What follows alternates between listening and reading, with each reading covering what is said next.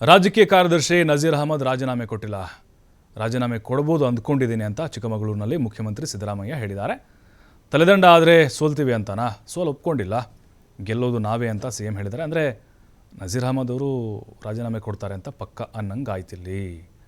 ಕೊಡ್ಬೋದೇನೋ ಅಂತಂದರೆ ಆದೇಶ ಹೈಕಮಾಂಡ್ನಿಂದ ಬಂದಿದೆ, ಸಿದ್ದರಾಮಯ್ಯವ್ರಿಗೂ ಕೂಡ ಸಂದೇಶ ಬಂದಿದೆ.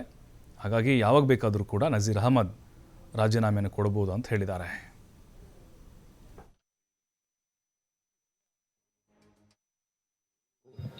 ಅದು ಇನ್ನೂ ಕೊಟ್ಟಿಲ್ಲ, ಕೊಡ್ಬೋದು ಅಂತ ಅನ್ಕೊಂಡಿದ್ದೀನಿ ನಾನು.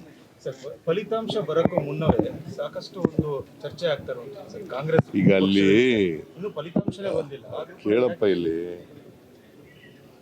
ಹೈಕಮಾಂಡ್ನಿಂದ ಸೆಕ್ರೆಟರಿ ಇನ್ಚಾರ್ಜ್ ಇದ್ರು, ಅಲ್ಲಿ ಈ was incharge of the Davanagere by election.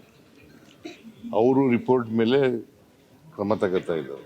ಅಂದ್ರೆ ಕಾಂಗ್ರೆಸ್ ಪಕ್ಷ ಅಂದ್ರೆ ಫಲಿತಾಂಶ ಬರೋಕ್ಕೂ ಮುನ್ನವೇ ಸೋಲನ್ನು ಒಪ್ಕೊಂತ ಇದೆ ಸರ್.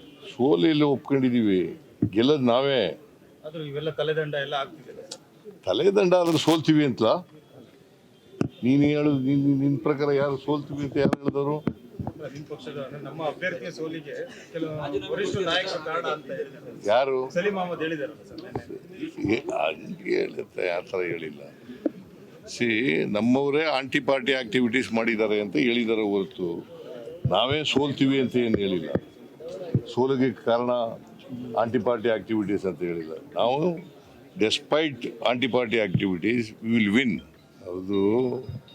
ಅದು ಇನ್ನೂ ಕೊಟ್ಟಿಲ್ಲ, ಕೊಡ್ಬೋದು.